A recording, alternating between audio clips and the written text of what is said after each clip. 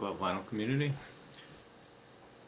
Want to do a couple of videos this week to make up for the vinyl spins that I didn't get in last week. I've been playing a few things and decided to do a split of sorts. I've gotten a lot of comments about the folks about showing more jazz, so I've been spinning some jazz stuff and some rock, folk, and psych stuff. So I'll split the two. So if one is more interesting to you, then you can watch one and not the other. But I'll put it in the title what they are, so you know. Anyways, so this one will be dedicated to what I've been spinning jazz-wise, and first of all, a quick shout out to my friend Neil Groove Kieran. I got his shirt, I got the jazz.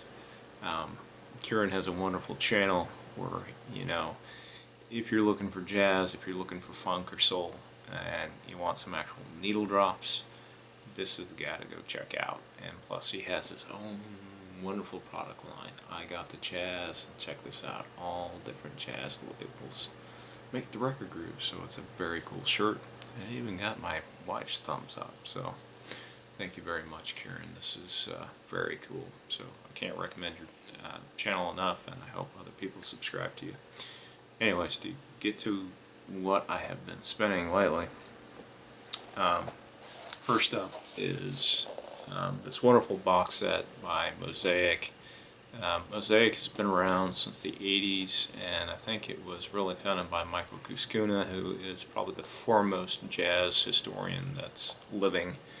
And he just happens to be this wonderful curator of jazz albums. And if you're not familiar with Mosaic, definitely check out their site and get on their email distribution, because not only do they sell you product, but their website, they do things on jazz history. So if you like some of the things I've been talking about, their website has like videos, articles that once a week you'll get an email with some stories about jazz musicians or some videos. But anyways, Mosaic does a wonderful job with their box sets. They've started to do these ones, which are kind of a 4 or 5, sometimes 3 album sets. This one just happens to be the Clifford Brown, Max Roach, and Marcy albums, and Clifford Brown and Max Roach put out 4 albums officially on a Marcy. I think they might have one live one. Really, the 4 have not, at least in the United States, been given an official reissue. So this is the closest that you can get, and to find the originals of those albums, it's very expensive. So I came across one at the Houston Record Convention that they had a couple of months ago, and found an original that was VG, and they were charging like $100 for one album. This box set just happens to be more reasonably priced. You get all 4 albums, and what I like about Mosaic is you get a nice little booklet that has wonderful liner notes and photos about the sessions. So you got Max Roach, you got Clifford Brown, of course. You got photos from their Blue Note sessions, of course, and some of the other ones. Now, Clifford Brown, for those who are not familiar with, he was really a trumpet star that was on the rise before Miles Davis. So he was really starting to hit it big in the early 50s, and a lot of folks thought he was going to be the star player.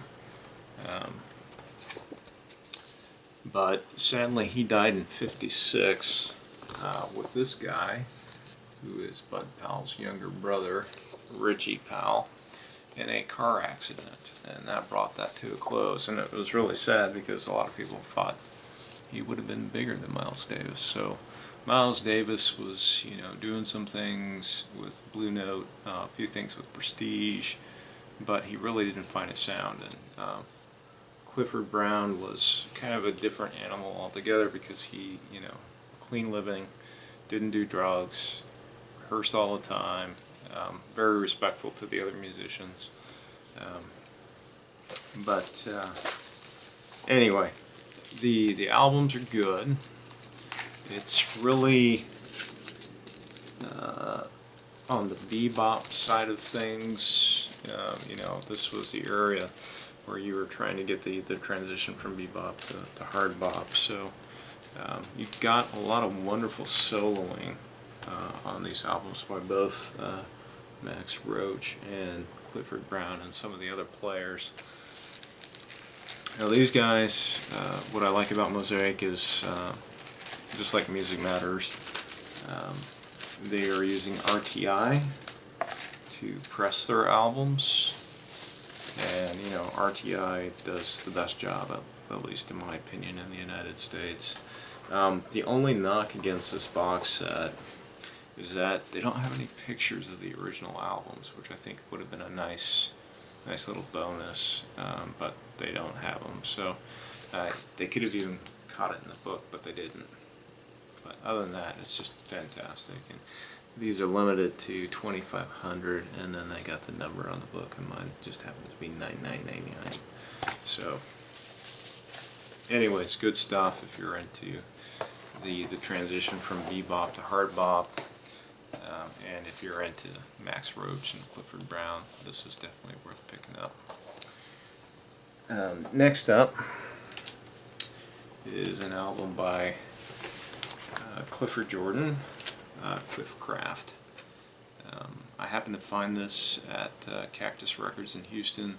There was some collector that had all these wonderful Music Matters releases sealed and just dropped them, and Cactus had a sale, so I could not just let this one go. So Music Matters, of course, has a very nice gatefold with all the players. This just happens to be the second album by Clifford Jordan, and really, it's a solid album. Is it going to be like at the top of my playlist? No, probably not. It does feature quite a few players, which folks will know, like Art Farmer. Sonny Clark is on piano, so Sonny Clark is a very famous pianist, and he did a lot of albums on Blue Note. George Tucker and Louis Hayes, and it features 3 originals by Clifford Jordan. They're bluesier, which are good. I like them, and then 3 bebop tunes. Well, 2 bebop tunes, and then an Ellington slower piece, Sophisticated Lady, and the 2 bebop tunes are by Charlie Parker. So, really, in my opinion, the Clifford Jordan album to go for is the Clifford album with John Gilmore, who was the saxophonist with Sun Ra for over 40 years. That was his first album as a leader, and the first album with Blue Note, as far as I'm aware, and that is the one to really go for. That one, you know, tops the list. If you look at jazz lists on Cliff Jordan, that's the one to get. But this is really a good album. Cliff Jordan is mainly known for a sideman because he did a lot of side work with not only Max Roach, but also Charles Mingus. He did some work with Horace Silver, which is all really good. But this is a really solid album, so if you happen to find it, I would not pass it up. Now, Music Matters did drop their newest releases. They did 2 on 33 1/3. The first one is considered a classic by a lot of people, and this is Andrew Hill, Point of Departure. So if you're not familiar with his channel, there's a guy, I think he's maybe in Oklahoma, named Teddy, and he's had 2 channels. Right now it's Eat.Sleep.Vinyl, and before it was Vinyliciousness.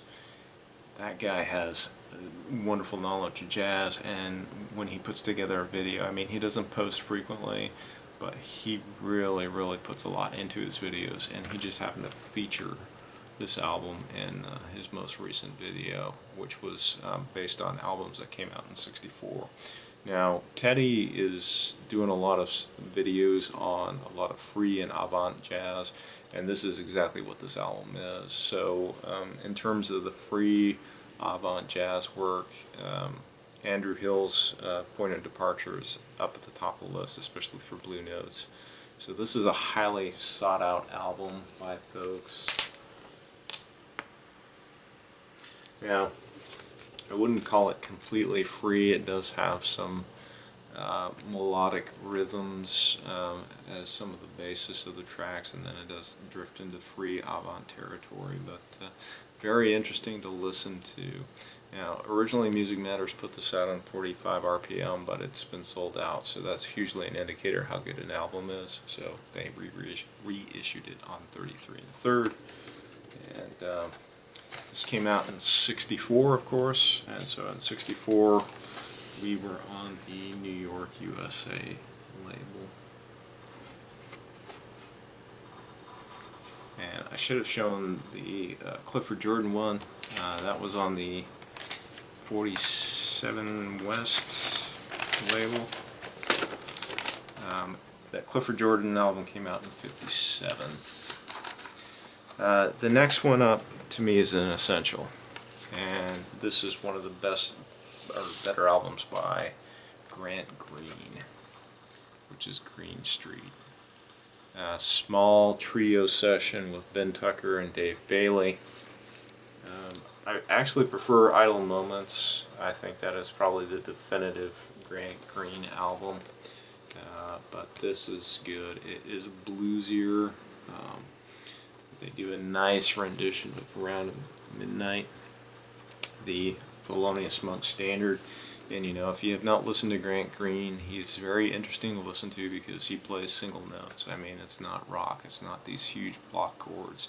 It is single notes, it's melodic. He is trying to do what a trumpeter or a saxophonist would do with their horn. This one also was on the New York label, so it came out in the early '60s, I believe. So, yeah. So, if you see this one, I don't care what pressing it is, even if it's a CD, to me, this guy is definitely worth picking up. And the last album I have to show you is going to be a little bit of modern jazz. And this is by Badbadnotgood, which is a Canadian trio. Nice little gatefold there. And here are the band members. So Badbadnotgood,